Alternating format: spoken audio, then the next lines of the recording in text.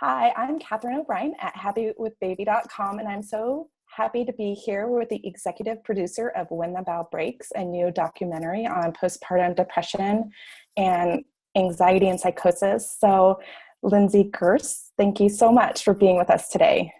Thank you for having me. Yeah, so this is part of a series that I'm doing of experts in the Momma Interviews series that I have. And so the first question I always start is just, can you share with us a little bit about your family dynamics? Like what makes up your family home? Yeah, well, it's me, my husband, and my son, Hunter. He's almost 9. And we have a dog named Lucky. And we have Awesome. a very simple little family life. It's just, the three of us are very close and we're all kind of buddies. Awesome. That's great. So tell me about how you balance being a mom, working and relationships, like how you do it all. Like, how do you do that? Yeah, balancing all of that is really hard for me. I have a history of depression. And so, and plus the movie coming out, there's so much to do. And so I struggle with being there for my husband and being there for my son and making sure I drop him off at school and pick him up and, do everything I need to do and have, the house be nice and have dinner ready and do all my wifely duties. And, all along trying to get everything done that I need to get done because, there's really this movie coming out has really given me the opportunity to be an advocate in the maternal mental health field. And it's just been an amazing opportunity. So it's very difficult, but it's kind of just putting one foot in front of the other and kind of getting through each day at this point. Yeah. Which, I think that's all of us need to do that a lot of the time.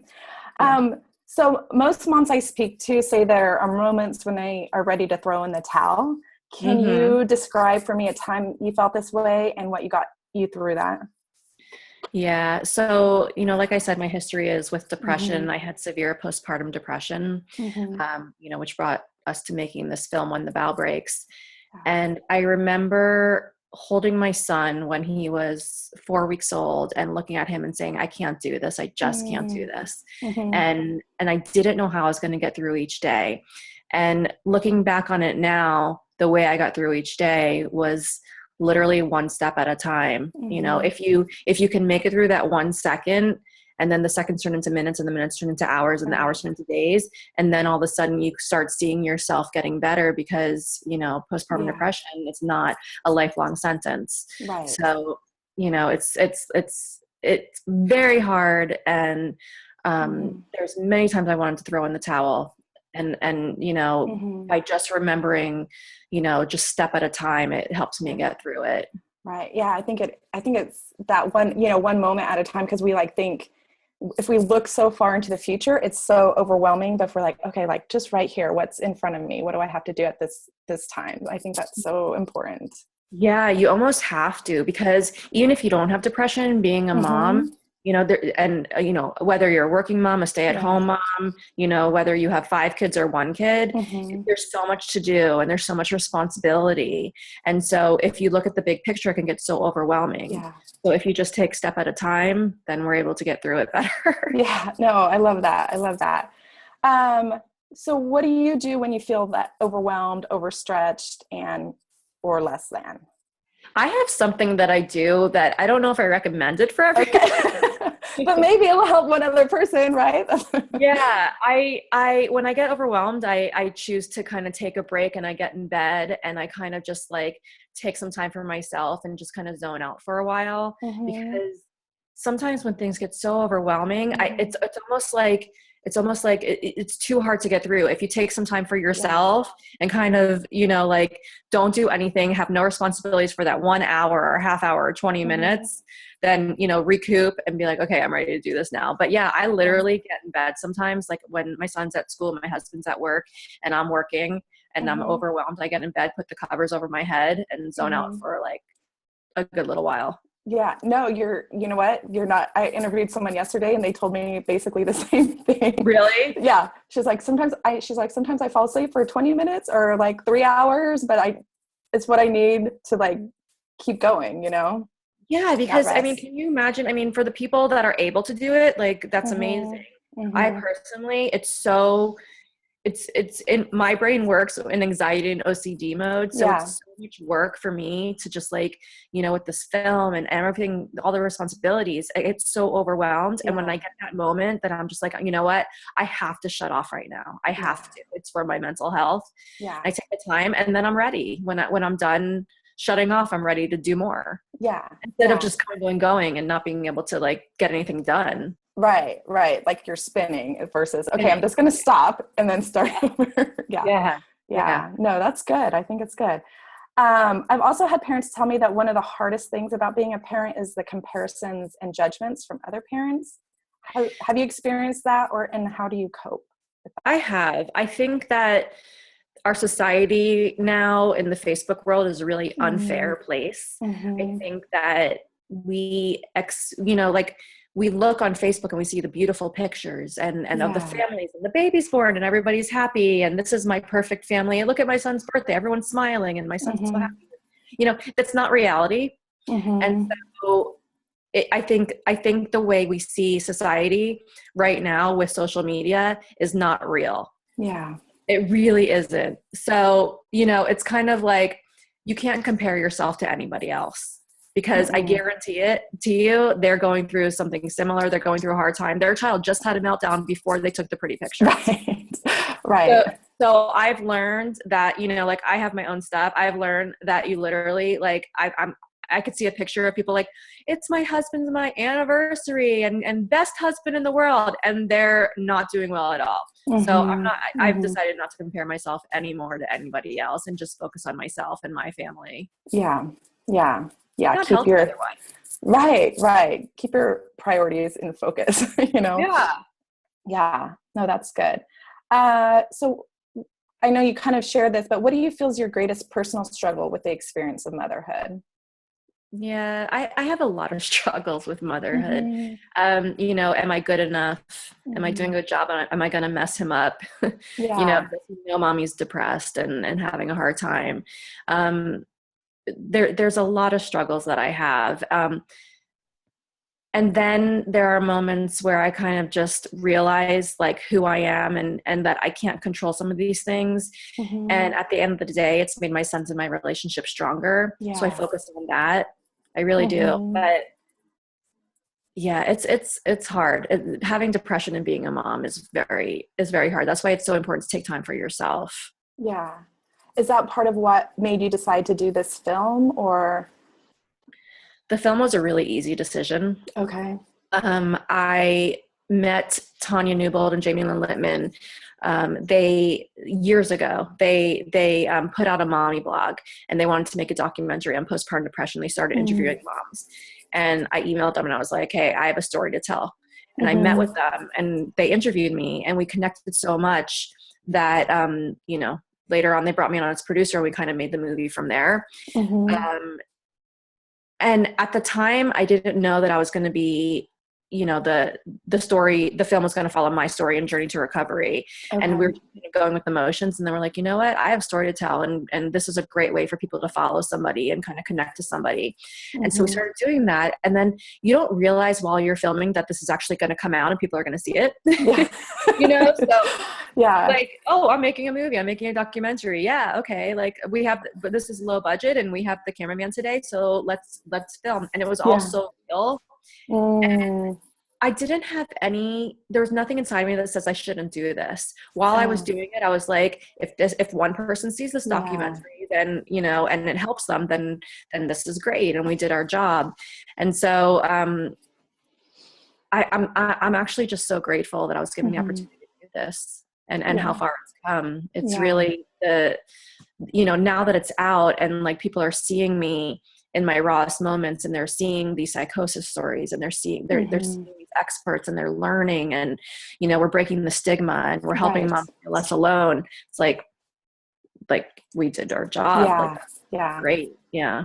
Yeah. That's so awesome. Okay. So what is something that has surprised you about being a mom? Maybe something you didn't realize you'd enjoy, something you didn't know babies or kids did, or something you didn't know could bring you so much joy. Yeah. I'm surprised that I'm a good mom. Yeah. I really Really? am.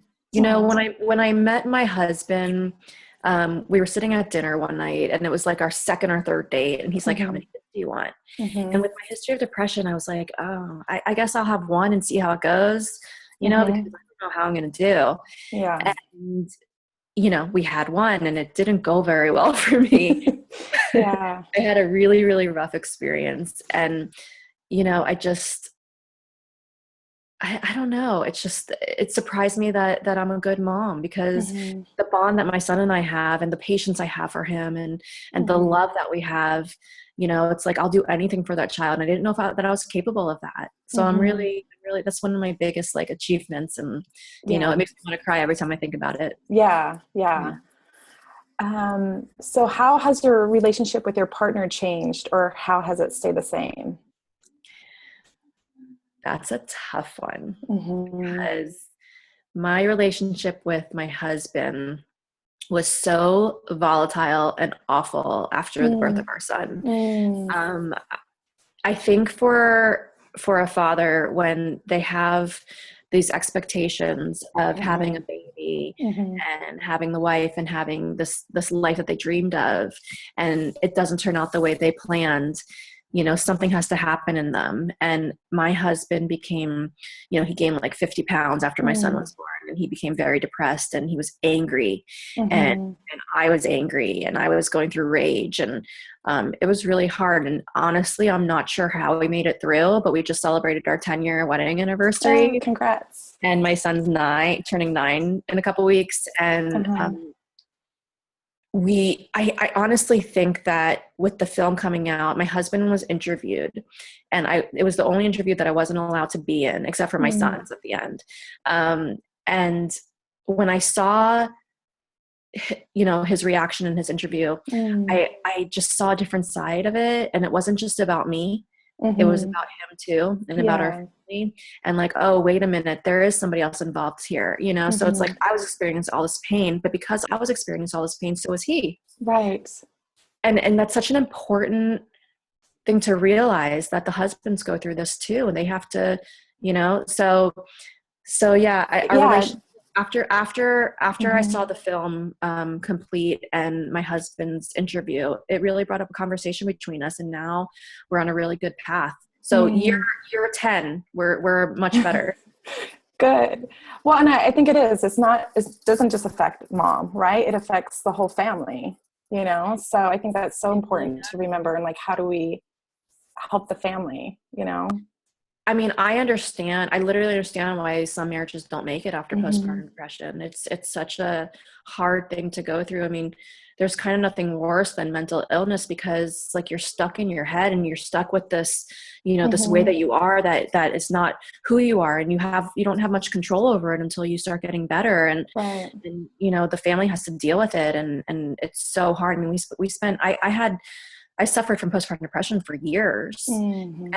and it's just it's so hard to have a good relationship going through that, and to my husband had to go through to therapy because of it, and Mm-hmm. that helped him a lot. But it's so important for the husband to take care of himself too, or the partner to take care of Right. themselves. Right. Yeah. Self-care is so important.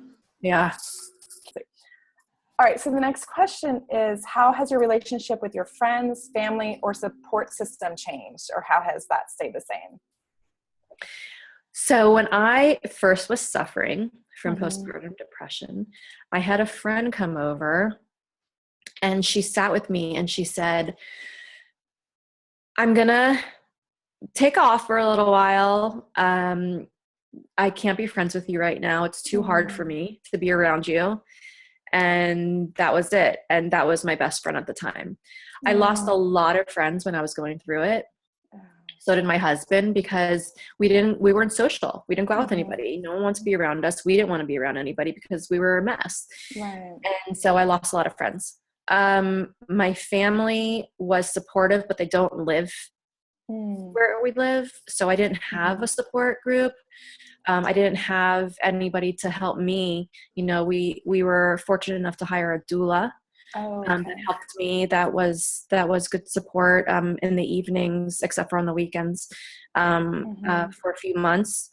And a lot of people can't do that. And that was a big help for me because I wasn't able to stay up during the nights. I had to be medicated to sleep. And so my husband had to help too on the weekends. And then sometimes even I slept on my son's floor in his nursery when we didn't have help, just so I could get sleep and know that I'm with him. And it was crazy. But now what I learned, because I lost so many friends and didn't have the support then, I've made such good friends now who know all about me and know my history. And I have this amazing support system now. And they're there for me. And when I'm going through a hard time, they're there for me. And with this film and the process, they're there and they're supporting me and I support them. And it's this amazing, like friendship we have now. And I've never had that before. And I appreciate it so much more now because I didn't have it when my son was little. So that was great. So how did you meet those friends? Because I know one of the things that comes up with my clients that I see and just moms in the community and stuff is how do you find that community of support, especially if, like you said, you didn't have that around where you didn't have the family. And I know I have a lot of moms I work with that don't have family local. I'll tell you how I have the support now, but I also want to say that if you struggle from postpartum depression, joining a support group is so important and so good. When my son was 6 weeks old, I went to a Mommy and Me. And I was so not well and I had nobody and I was just driving my crying baby and he was sick and everything. And I went there and everyone went around the room and said, I'm so-and-so and my son's this and my daughter's this and everything's great and I'm breastfeeding and da-da. And they got to me and I said, hi, I'm Lindsay Gerszt and my son's 6 weeks old and he has reflux and he cries all day and I have severe postpartum depression. And everyone just kind of stopped. And it was all of a sudden they were all supporting me. And then what happened was they all started opening up and be like, oh my God, I think my child has colic. And they would call, it's just when you speak the truth, people open up. Right. And so that creates a support system there. The reason why now I have a good support group is because my son's in this great school. He's in elementary school with these awesome kids and awesome parents, and they've become my close friends. And, they know everything. And, I'm not walking around like I was when I had him being all depressed, but they know I struggle and they're there for me and I'm there for them. Oh, that's awesome. That's awesome. Thank you for sharing that. What is the greatest lesson you've learned as a mom? The greatest lesson that I've learned as a mom is patience. That's a good one. I really have. I mean, I think for any mom, it's hard to be patient because having a child or children, it's a lot of work. And so it's very easy to, just think about yourself and think about the things that you have to do. My son is so amazing and special. He's like this old soul and he talks a lot and he wants to do a lot and he wants to be with us a lot. And there's nothing more than I want for him to grow up knowing how much we love him.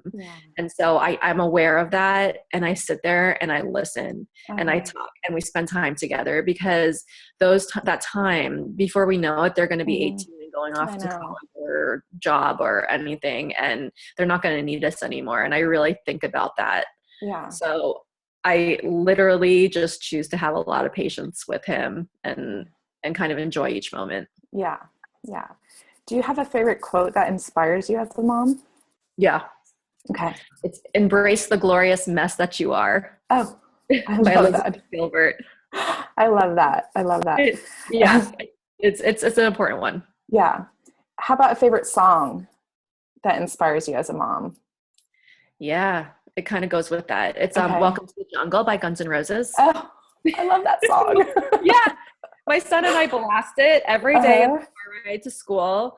And we have a doormat that's in front of our house that says, welcome to the jungle. Oh, cool. And it's just, you know, like I took my son's favorite band was Guns N' Roses. So we went to the concert a few months ago and we rocked it, and Welcome to the Jungle. That's my song. Yeah, no, that's cool. Okay. How about, so this is a new question I've recently added to the interview, is what is a can't live without it gadget or product that has made mom life easier for you or better for you, or just is cool? Yeah, that's a hard one for me. I don't use gadgets, but the one thing that has made life easier is Instacart.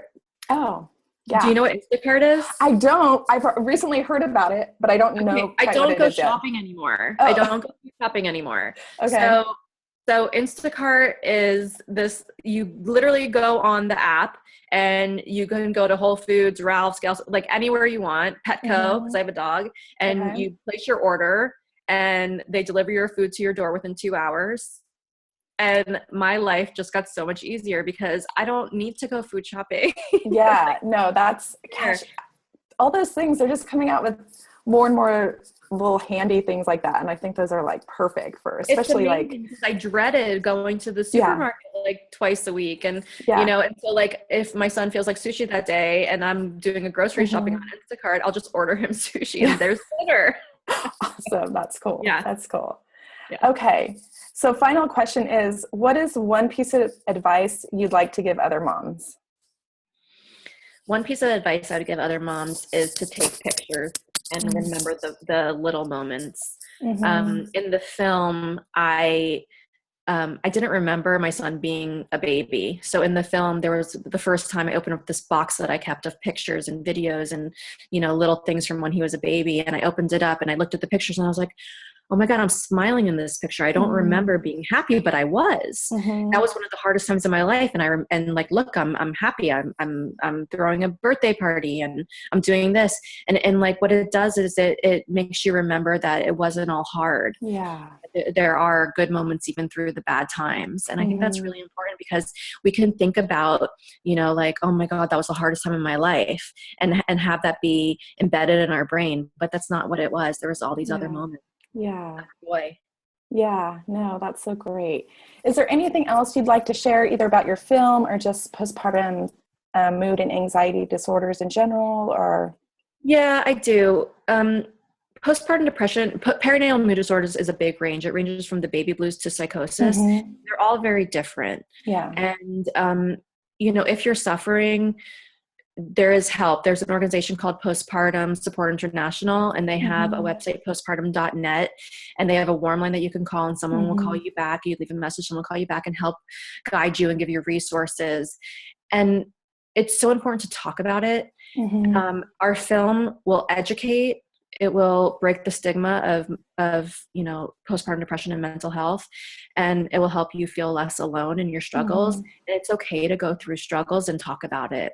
You know, it's really okay. We need to break the stigma and not really care what people think anymore and take care of ourselves.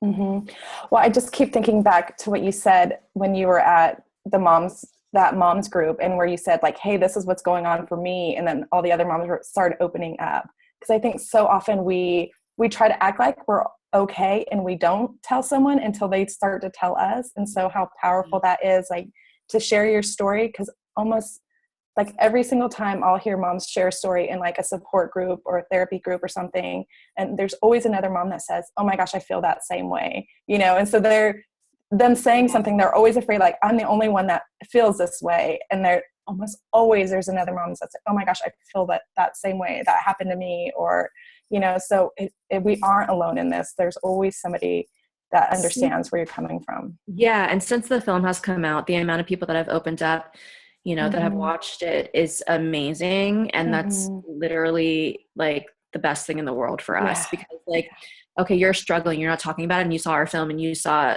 a bunch of people that look like you, sound like you, talk about it, that have a similar life, talk about it, and that opens you up. How amazing is that? And now you're going to go get help.